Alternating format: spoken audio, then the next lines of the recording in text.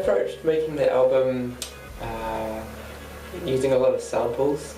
That was kind of one of my main inspirations in the last few years, was just all the samples I've collected from records and tapes and videos and just paraphernalia, to build kind of foundations for the songs, and to try and build songs in a different way where I sort of foregrounded different things like textures that I'd make out of these samples, or sort of melodic things that I'd make out of those samples, and just kind of, yeah, like invert the songs so that they were just a bit weirder but still kept their pop sensibility.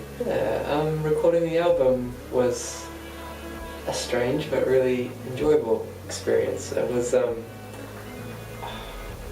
I'd recorded it all by myself pretty much, apart from when I was working with other people, and it really afforded me a lot of time to just sort of improvise and be experimental with things, and yeah, it just kind of made me reapproach a lot of ideas that I have about songwriting and make steps in different sort of directions. Yeah, I'm really happy with the finished result. I kind of went insane finishing the album because I spent so much time with it in the days before the mastering date. Yeah, but I think it's always interesting. You can always go back to a record and remix things and do things differently. And there's so much to play with on this album that I think there's almost like 10 different versions of the same song, or at least there is in my head. I recorded the album pretty much exclusively in my attic, which is above where I am right now. Yeah, everything, in fact.